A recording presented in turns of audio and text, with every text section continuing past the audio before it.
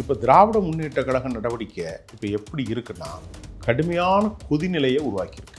விடுதலை சிறுத்தைகள் நண்பர்களும் காங்கிரஸ் நண்பர்களும் ரொம்ப மன வருத்தம். என்னன்னா, ஆடையிலும் கோடையிலும் வாழ்வில் தாழ்விலும் உயர்விலும் திமுகவுடன் நாங்கள் பயணித்தோம். தலித் வேட்பாளர்களை பொது வேட்பாளராக நிறுத்தினால் இடைநிலை சாதிகள் ஓட்டு போட மாட்டான். ஆனால் தேமுதிகவை நிறுத்தினால் தெலுங்கு வாக்காளர்கள் அனைவரும் ஒருமித்து நமக்கு வாக்களிப்பார்கள். இப்போ அதில் ஒரு முக்கியமாக நடக்கிறத பாருங்க. நான் குறிச்சு வச்சுக்கிடுங்க அரவிந்த். அடுத்த ஓட்டு தெலுங்குக்கு எதெல்லாம் கொடுக்க போகிறான் தெரியுமா? பேச்சுவார்த்தை எல்லாம் முடிஞ்சிட்டு பாட்டாளி மக்கள் கோட்டைக்குள்ள முதல்ல நின்று ஜெயிச்சது யாரு? திரு கேப்டன் விஜயகாந்த். விருத்தாச்சலம் அந்த பகுதியில், ரிஸ்வந்தியம், விழுப்புரம், திண்டிவனம், கள்ளக்குறிச்சி இந்த பகுதி ஃபுல்லாக அவர்களுக்குன்னு 10,000, 15,000, 8,000, 6,000 இப்படி நிறைய ஓட்டுகள் இருக்கு. இதெல்லாம் கவனிச்சான் யாரு? இந்த குரூப். சரி, தனிச்சு நின்றா அவனால் இவ்வளவு, நமக்கு இவ்வளவு லாபம் வருது. அதில் கட்சியில் இருக்கிற KN நேரு போன்ற தலைவர்கள் தெலுங்கு. இப்போ சொல்லுங்க, திருமாவளவன் காங்கிரஸ் பாவப்பட்ட இடதுசாரி, அவருடைய அடையாளமே இவனுலால அடங்கி போச்சு. இப்போ தேமுதிக கொண்டு பொது வேட்பாளர்னா யாரும் தலித்து விரோதமாக பார்க்க மாட்டான். திருமாவளவன் அவருடைய கட்சி நின்னா அப்படிதான் திமுகவே போர்ட்ரேட் பண்றான். அதனால தான் உங்களுக்கு கால்குலேஷன் நல்லா பாருங்க, கரெக்டா வரும். இதுதான் கால்குலேஷன். கடைசியா நேற்று போறதுக்கு முன்னாடி 159 சீட்ல டிஎம்கே போட்டியிட போறதாக தகவல்.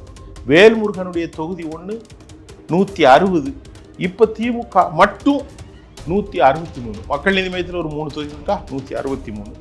அது போக அநேகமாக இதில் பட்ட அடி, இதில் பட்ட மனவேதனை, இதில் பட்ட சித்திரவதைகள், அனுபவங்கள் காங்கிரஸ் கட்சி, இடதுசாரிகள், திருமாவளவன் இவர்கள் இன்னும் 3 வருஷத்துக்குள்ள 2.5 வருஷத்துல பிரிந்து தாவேகாவோடு இணைவதற்கும் அச்சாரம் அதிக கூட்டணிக்கும் வாய்ப்பு இருக்கிறது.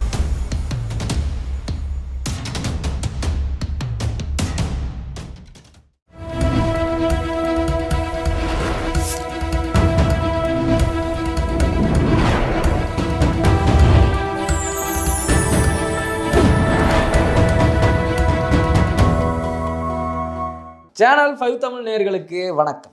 இந்த நேர்காணலில் நம்மோடு இணைந்திருப்பவர் அரசியல் விமர்சகர் திரு சுபியன் அவர்கள். வாருங்கள், அவரோடு பேசுவோம். சார் வணக்கம். வணக்கம் அரவிந்த். எல்லாருமே 2026 தேர்தல் காலத்தை நோக்கி தான் இருக்காங்க. இப்போ திமுக கூட்டணியில கடைசி வரைக்கும் இழுபறியா இருந்தது விசிக. அவங்களும் 8 தொகுதிகள் அப்படின்னு உறுதியாயிருச்சு. தேமுதிகவுக்கு 10 தொகுதிகள் கொடுத்துட்டாங்க. இதை எப்படி பாக்குறீங்க? குறிப்பா விசிக 2 இலக்கத்திலே கேட்டுக்கிட்டு இருந்துச்சு, இப்போ 8 தான் கொடுத்துருக்காங்க. நேற்று கூட்டணிக்கு வந்த தேமுதிகவுக்கு 10 கொடுத்துருக்காங்க.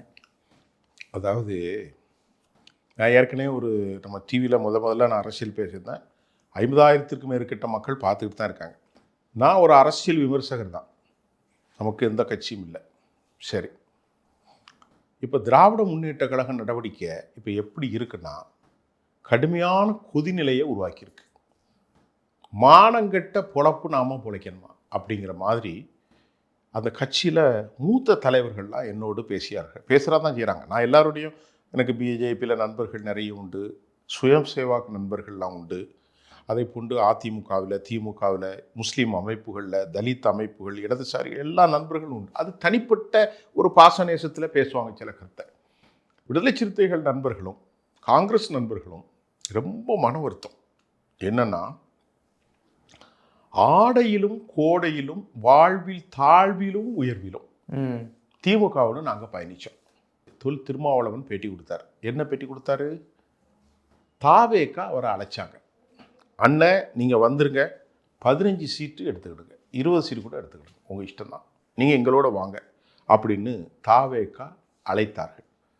நான் நன்றி சொல்கிறேன் தாவேகாவுக்கு, என்னை அழைத்ததற்கு நன்றி. ஆனால் மதச்சார்பின்மை என்ற அடிப்படையிலே இந்த கூட்டணியை கட்டமைத்ததில் திருமாவளவனாகிய எனக்கும் பங்குண்டு. எனக்கு கொடுப்பது அவர்கள் வஞ்சிக்கிறார்கள், வஞ்சிக்கவில்லை என்று இல்லை, நான் அதிலிருந்து வரமாட்டேன். ஆனால் நீங்கள் அழைத்ததற்கு நன்றின்னு ஒரு தலித் ஆர்கனைசேஷனுடைய ஒரு தலைவர், வலுவான தலைவர் அறிக்கை விட்டுருக்கார். மானம் போன போக்கில் சத்தியமூர்த்தி பவனில் காங்கிரஸ் அசிங்கப்படுத்தி கேவலப்படுத்தி கடைசியில் மாணிக் தாக்கூர் இப்படி பேச அப்படி பேச டெல்லியில் போய் நம்ம சிதம்பரம் செட்டியார் இவர் தான் கூட்டணியை முடித்தார். ஐயா ராகுல் காந்தியை புறந்தள்ளி ஒரு கூட்டணி நடந்துச்சுன்னா இதுதான். ராகுல் காந்தியை கண்டுக்கிடவே இல்லை. கடைசியில் சோனியாட்ட போய் நம்ம காரைக்குடி செட்டியார் ஐயா நம்ம சிதம்பரம் உட்கார்ந்து பேசி ராகுலை தூர தள்ளிட்டு சோனியாவுக்கும் நம்முடைய ஸ்டாலினுக்கும் இடையில நடைபெற்ற கூட்டணியில் 28 சீட்டு கொடுத்தார்கள். ஒரே ஒரு எம்பி, உங்களுக்கு தெரியும். இது 2வது. படாத பாடுபட்டு தான் விடுதலை சிறுத்தைகளுக்கு 8. படாத பாடுபட்டு தான் 8. இப்போ ஒரு கேள்வி. நேற்று வரை இன்னைக்கு மதச்சார்பற்ற கூட்டணின்னு சொல்லுது இந்த அம்மா. யாரு? பிரேமலதா விஜயகாந்த். அப்ப நேற்று வரை 2014 மோடிஜி கூட பயணிச்சிங்களே, எடப்பாடி கூட 19 நின்னீங்களே, அப்புறம் நின்னீங்களே நீங்க. அப்பெல்லாம் மதச்சார்பின்மை பத்தி பேசலையா? அப்படி கிடையாது.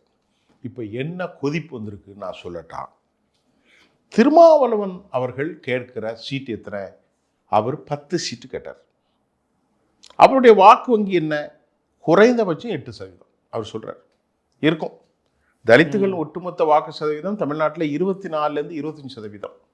அதில் 3 செக்டோரியல் பிரிவு இருந்தாலும் திருமாவளவனுக்குன்னு ஒரு 7-8% இருக்கும். திருமாவளவனுக்கு இஸ்லாமியர்களுடைய வாக்கு இருக்கு, ஒரு 2% குறைஞ்சபட்சம் கிடைக்கும்.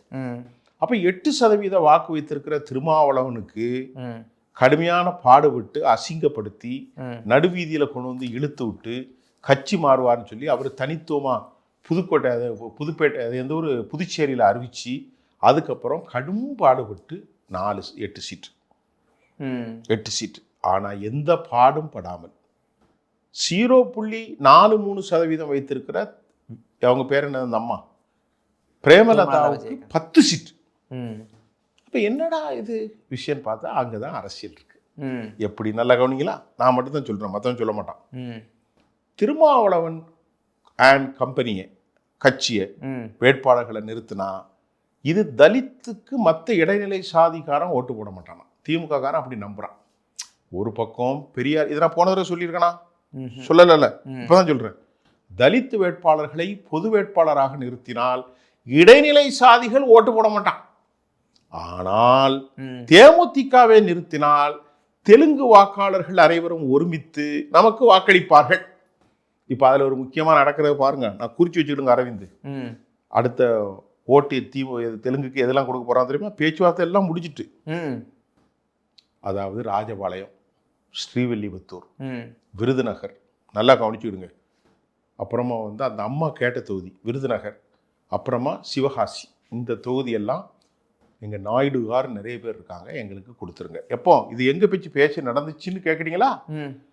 இவங்க தென் மாவட்டங்களில் அம்மா பிரச்சாரம் செஞ்சுக்கிட்டு இருந்தாங்க, நம்ம பிரேமலதா அம்மா. அந்த டைமில் அவங்க மார்த்தாண்டத்துலேருந்து அப்படியே காரில் புறப்பட்டு திருவாண்டரத்துக்கு போயிட்டாங்க. அங்கே திருவாண்டரத்தில் நம்ம முத்துவேல் கருணாநிதியினுடைய மனைவி, அந்த குரூப்ஸ், அவங்க சொந்தக்காரங்க யார் யாரெல்லாம் போனான்னு தெரியாது. அவங்க போய் அங்கே ஒரு லாட்ஜிங்கில் பெரிய 5 ஸ்டாரில் இருந்தாங்க. இவங்க அங்கே போய் அங்கே தான் பேச்சுவார்த்தை அக்கா கவலைப்படாதீங்க, உங்களுக்கு எவ்வளோ வேணும் என்ன வேணும், நான் வந்த தகவல் தான், தட் மேபி உண்மையாக இருக்கலாம் பொய்யா இருக்கலாம், ஆனால் நடந்துச்சு. நடந்து அவர்களுக்கு பெரிய அமௌண்ட்டு கைமாறிச்சு. 100 ரூபா 150 ரூபாங்கிற அளவுக்கு கைமாறி இருக்கிறதாகவும் செய்தி வந்திருக்கு. அப்போ நீங்கள் போகக்கூடாது வாங்கக்கூடாது அப்படின்னு. தமிழ்நாட்டில் ஏன் அவர்களுக்கு முக்கியத்துவம்னா, திரு வைகோ அவர்கள் நாயுடு சமூகத்தை கொண்ட தெலுங்கு, இந்த அம்மா அதே மாதிரி ஒரு தெலுங்கு சமூகத்தை கொண்ட இவர்கள். அவர்களுடைய வாக்கு வங்கி இன்னைக்கு காலையில் எல்லாம் அவங்ககிட்ட பேசின செய்தி தான், ஏன் செய்தி கிடையாது. நான் கேள்விப்பட்ட பத்திரிகையாளனா ஒரு சொல்றேன், இந்த அம்மாட்ட 0.43% இருந்தாலும் இன்னைக்கு சென்னையில் 40% தெலுங்கு மக்கள் தான் இருக்காங்க. கம்மா நாயுடு, பலிஜா நாயுடு, ரெட்டி, இப்படி பொதுவாக. அது ஏற்கனவே மெட்ராஸ் ஸ்டேட்ஸ் அப்படி பிரிக்கும்போது ஆந்திராவுடைய திருத்தணியில் நம்ம கூட தான் இருந்துச்சு. அது அல்லாமல் கோவையில் தெலுங்கு மக்கள் நிறைய இருக்கிறாங்க. கோவை புறநகரில், அதே மாதிரி ராஜபாளையம், ஸ்ரீவில்லிபுத்தூர், இந்த பக்கத்துலேயும் நிறைய தெலுங்கு மக்கள். கணக்கு எப்படி போட்டிருக்காங்க பாருங்க. அது அல்லாமல் பாட்டாளி மக்கள் கோட்டைக்குள்ள முதல்ல நின்று ஜெயிச்சது யாரு? திரு கேப்டன் விஜயகாந்த். விருத்தாச்சலம் அந்த பகுதியில், ரிஸ்வந்தியம், விழுப்புரம், திண்டிவனம், கள்ளக்குறிச்சி, இந்த பகுதி ஃபுல்லாக அவர்களுக்குன்னு 10,000 15,000 8,000 6,000 இப்படி நிறைய ஓட்டுகள் இருக்கு. இதெல்லாம் கவனிச்சான் யாரு? இந்த குரூப். சரி, தனிச்சு நின்றா அவனால இவ்வளவு, நமக்கு இவ்வளவு லாபம் வருது, அதில் கட்சியில் இருக்கிற KN நேரு போன்ற தலைவர்கள் தெலுங்கு மக்கள் தான். அது போக இதெல்லாம் வந்து அவங்க சொன்னது. அது போக KSSR ராமச்சந்திரன், ஏன் நம்முடைய மரியாதைக்குரிய முத்துவேல் கருணாநிதி, இவர்கள் எல்லாருமே தெலுங்கு சமூகத்தை சார்ந்தவர்கள் தான். அப்போ அவர்களுக்கு ஒரு நல்ல ஒரு முக்கியத்துவம் கொடுத்தால் நமக்கு வாக்கு பலன் கிடைக்கும் அப்படின்னு 0.43% வைத்திருக்கிற அம்மா தேமுதிகவுக்கு 10 இடங்களையும் ரெட்டை இலக்கத்தில் கேட்டு வாங்கிட்டாங்க. 10 இடங்களையும் கை செலவுக்கு 100 ரூபாய் கொடுத்துருக்காங்க. வெறும் 100 ரூபா தான். 100 ரூபா 150 ரூபா கொடுத்துருப்பாங்க, பெரிய விஷயம் இல்லையே. அதையும் கொடுத்துட்டு கேட்ட தொகுதிகள்லையும் இடம் கொடுத்துட்டாங்க. இப்போ சொல்லுங்க, திருமாவளவன் காங்கிரஸ் பாவப்பட்ட இடதுசாரி, அவனுடைய அடையாளமே இவனுலால் அடைஞ்சு போச்சு. டெல்டாவில் விதைஞ்சு போய் கிடந்துச்சு. எங்கள் டெல்டா மாவட்டத்தில் அவனுடைய உண்மையான அடையாளமே திருவாரூர், மயிலாடுதுறை, அந்த ஆடுதுறை, டெல்டா மாவட்டங்கள் மக்கள் போராட்டத்துக்காக பச்சை துணியை கட்டி கொண்டிருக்கக்கூடிய இடதுசாரிகளும் கூட மௌனியாகி போனார்கள் இந்த திராவிட சித்தாந்தத்தில் மூழ்கி. அவர்கள் நாக்கு அடைச்சு அவன் கேட்டது ஒரு தொகுதி தானப்பா கேட்டான். ஒரு தொகுதி தானே கேட்டான். யாரு? 6வது குடுன்னு கேட்டான். மார்க்சிஸ்ட் கம்யூனிஸ்ட் ஐயா சண்முகம் ஐயா அவர்கள். இல்லைப்பா 4 தான், 5 தான். இடது கம்யூனிஸ்டுக்கு 5, மறுமலர்ச்சி திமுகவுக்கு 4+1, 3 உதயசூரியன் 1. இப்போ இவர் கொடுத்துருக்காங்க பாருங்க, நம்முடைய திருமாவளவன் ஐயாவுக்கு 8ல் பொது தொகுதி 2 தொகுதியில் தான் போட்டிடணும். அதில் ஒருத்தர் SS பாலாஜி, இன்னொருத்தர் ஆலூர் சரவாஸ். அதில் இந்த முறை யாராவது போடுவாங்க, அது யாரை போடுறான்னு தெரியல. மீதி 6 நீ எப்போதும் தலித்தாகவே இருக்க வேண்டும். நாங்கள் மேடையில் பேசுவோம் பெரியாரை பற்றி, அயோத்திதாசர் பண்டிதரை பற்றி, அவர் பேர் என்னது, சவுந்தரபாண்டியனாரை பற்றி, சங்கர்லிங்கனார் பற்றி, பெரியாரை பற்றி, ஜஸ்டிஸ் பற்றிலாம் மேடையில் பேசுவோம். நீ தலித்தாவே இருக்கணும். அப்படி இரு, எங்களுக்கு ஓட்டை மட்டும் கொடு. நாங்கள் இப்போ தேமுதிக கொண்டு பொது வேட்பாளர்னா யாரும் தலித்து விரோதமாக பார்க்க மாட்டான். திருமாவளவன் அவருடைய கட்சி நின்னா அப்படிதான் திமுகவே போர்ட்ரேட் பண்ணுறான். அதனால தான் உங்களுக்கு கால்குலேஷன் நல்லா பாருங்க, கரெக்டாக வரும். இதுதான் கால்குலேஷன். இந்த கால்குலேஷனால் இன்னைக்கு கொதிநிலையில் அவர்கள் இருக்கிறார்கள். ஆனால் திமுக பண்ணக்கூடிய இவ்வளவு கூத்துக்கும் காரணம் என்னவென்றால், எதிர் முகாம் கொஞ்சம் பலம் இழந்து இருப்பதாக அவர்கள் நம்புகிறார்கள். ஆனால் திமுகவுக்கு எதிரான மனநிலை எல்லார்ட்டையும் இருக்கு. ஆக மொத்தத்தில் இப்போ NDA வந்து சிறப்பாக கூட்டணி முடிச்சிட்டாங்க. இப்பொழுது திமுகவும் சிறப்பாக முடித்து விட்டார்கள். இதில் போக இன்னொரு செய்தியை நான் சொல்ல மறந்துட்டேன். மக்கள் நீதி மையத்தை ஒரு தியாகின்னு வர்ணிக்கிறார். ஆமாம், யாரு? முதல்வரே வர்ணிக்கிறார். முதலமைச்சர் சொல்றாரு, ஐயா பெரிய தியாகி. உடனே அவர் சொல்றாரு, நான் கடமை தான் செய்தேன். யாரு? இவரு கடமை செய்தார். நான் கடமை தான் செய்தேன். நீங்கள் கடமை செய்யவில்லை ஐயா, நீங்கள் தியாகி. என்ன தியாகி? 3 கொடுத்தீங்க, அந்த 3க்கு லைட்டை வச்சு அடித்தா அது பேட்டரி லைட்டு தான் நிற்போம். ஆனால் இவர் சொன்னார், ஐயா பேட்டரி லைட்டு ஆள வந்தாரே, பேட்டரி லைட்டு வேலைக்கு ஆகாது, சூரியனில் நில்லுங்கண்டார். உடனே இவர் சொல்கிறார், நான் எல்லார்ட்டையும் கேட்டேன், ஆனால் எல்லோரும் என்ன சொன்னார்கள், சூரியனில் நிற்காத, பேட்டரி லைட்டில் தான் நில்லு. அதனால கடமையை செஞ்சாராம் அவர். நீங்கள் கடமையை செய்யலையா, நீங்கள் பெரிய தியாகி. இப்போ அவனுக்கு லக்கு யாருக்கு? திமுகவுக்கு அதில் ஒரு 3 சீட்டு. அப்புறம் நம்ம வேல்முருகன் போறாரு, அது ஒரு சீட்டு, 4 சீட்டு போயிட்டு. கடைசியாக நேற்று போகிறதுக்கு முன்னாடி 159 சீட்டில் டிஎம்கே போட்டியிட போகிறதாக தகவல். வேல்முருகனுடைய தொகுதி 1 160. இப்போ திமுக மட்டும் 163. மக்கள் நீதி மையத்தில் ஒரு 3 தொகுதி வந்துட்டா 163.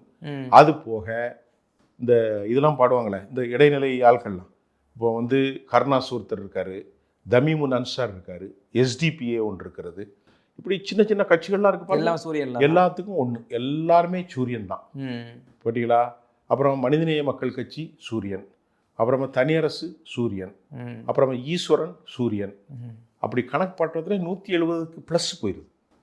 அதிமுகவுமே 1ல் நிற்கணும், பாய்க்கெல்லாம் சூரியன் சொல்லியிருக்காங்க. சூரியன் தான், சூரியனில் தான் அவர்கள் நிற்க போகிறார்கள். இப்போது ஒரே ஒரு செய்தியை மட்டும் சொல்லி முடிச்சிடலான்னு நினைக்கிறேன். இந்த முறை இவர் கொஞ்சம் எடுத்திருக்கிறார், முடிவு கொஞ்சம் நன்மையாகத்தான் எனக்கு தெரிகிறது. அவர் வெற்றி பெறப் போவதில்லை. தாவேகாவுடைய தலைவரே வெற்றி பெறப் போவதில்லை. ஏன்னா அவருக்கான தொழில் அடையாளப்படுத்தப்படவில்லை. ஆனால் அவர்கள் பெரும் வாக்குகளை பெறுவார்கள். அவருடைய கணிப்பு என்னை பொறுத்தவரை 2029 நாடாளுமன்ற தேர்தல் தான். இதில் ஒரு பெரும் வாக்கு சதவீதத்தை பெற்றுவிட்டால் இதை வைத்து ஒரு கூட்டணியை தமிழ்நாட்டில் அவர்கள் ஆரம்பிப்பதற்கு வழி இருக்கிறது. அநேகமாக இதில் பட்ட அடி, இதில் பட்ட மனவேதனை, இதில் பட்ட சித்திரவதைகள், அனுபவங்கள் காங்கிரஸ் கட்சி, இடதுசாரிகள், திருமாவளவர்கள் இவர்கள் இன்னும் 3 வருஷத்துக்குள்ள 2.5 வருஷத்தில் பிரிந்து தாவேகாவோடு இணைவதற்கும் அச்சாரம் அதிக கூட்டணிக்கும் வாய்ப்பு இருக்கிறது. இதுல உங்களுக்கு காலமும் இல்லை, நேரமும் இல்லையே. அதனால 30ஆம் தேதிக்குள்ள இனி வந்து வெளியே போய் எங்கேயும் சேர முடியாது. பார்த்தீங்களா? இதுதான் இன்னைக்கு தமிழ்நாட்டில் டிஎம்கேயை பொறுத்தவரை. அடுத்த ஒரு செய்தி சொல்லி முடிச்சிடறேன் ஒரே நிமிஷத்துல. கனிமொழி தமிழ்நாட்டில் போட்டியிடுவதற்கு கேட்டுக்கிட்டு இருக்காங்க. அதை எங்கு கேட்குறாங்க? தூத்துக்குடி பக்கத்தில் கேட்குறாங்க. கீதா ஜீவன் அவர்களை வேற தொகுதியை நிறுத்துக்கம்மா, நான் இங்கே போட்டிடுறேன்னு அந்த அம்மா கேட்குறதாகவும், அவர்கள் பேரில் நெல்லை மாவட்டத்திலும் தூத்துக்குடி மாவட்டத்திலும் ஆலங்குளம், தென்காசி எல்லா இடத்திலும் தென் மாவட்டங்களில் நீங்கள் போட்டியிட வேண்டும் என்று சொல்கிறார்கள். கனிமொழி சைடில் என்ன சொல்லப்படுதுன்னு நாம் விசாரிச்ச அளவில் இன்னும் 10 ஆண்டுகளுக்கு மேல் மத்திய பாஜக ஆட்சியை ஒன்றும் ஆட்டவும் முடியாது, அசைக்கவும் முடியாது. அங்கே ஸ்ட்ராங்காக இருப்பாங்க. எனக்கு அங்கே வேலை ஒன்றும் இல்லை. தமிழச்சி தங்கபாண்டியனும் நானும் போகிறோம், உட்காந்து நாடாளுமன்றத்தில் இப்படி கையை தட்டி ஒன்றும் வேலைக்காகாது. இங்கே வந்தாலும் 4 காரியத்தை பார்க்கலாம். ஒரு போர்ட்போலியோவில் எம்பியா எம்எல்ஏ ஆகி தமிழக மக்களுக்காக கொண்டு வரலாம். எங்கள் அம்மா வேற நாடார் சமூகத்தை சேர்ந்தவர், ராஜாத்தி. அதனால் எனக்கு தென் மாவட்டங்களில் ஒரு நல்ல இருக்குது. அனிதா ராதாகிருஷ்ணன் கூட கையாளாக இருக்கார், கீதா ஜீவன் இருக்கிறாங்க அப்படின்னு அவங்க டிக்கெட்டை கேட்க சொல்லி அண்ணன்கிட்டையும் கேட்டிருக்காங்க. அண்ணன் முத்துவேல் கருணாநிதி ஒன்றும் பதில் சொல்லாமல் கடந்து போனதாகும் வருகுட்ட செய்திகள் தான். ஆனால் இவரை கொண்டு வந்தால் இன்னும் இல்லை என்றால் நாளைக்கும் இடைஞ்சல் தான். யார் நம்ம டிடிவி தினகரன் எப்படி கூட இருந்தே குளிபறித்து போய்விட்டாரோ சசிகலா அம்மாவுக்கு, அதை விட நாளைக்கு உதயநிதிக்கு பிரச்சனை வந்துடும். அப்படிங்கிற மாதிரி யார் பயப்படுறா? முத்துவேலு கருணாநிதியுடைய அந்த கிச்சன் கேபினெட் பயப்படுதான், சபரீஷனோ அல்லது துர்கா ஸ்ரீனோ. அதனால் இந்த அம்மாவுக்கு இங்கே கொடுக்காத அவங்க டெல்லியிலே வை அப்படின்னு சொல்லதாகவும் மன கொதிப்பில் இருப்பதாகவும் ஒரு செய்தி. இது நமக்கு நீ காலில் கிடைச்சி. ஓகே, சிறப்பு. தொடர்ந்து பேசுவோம். நன்றி அரவிந்த்.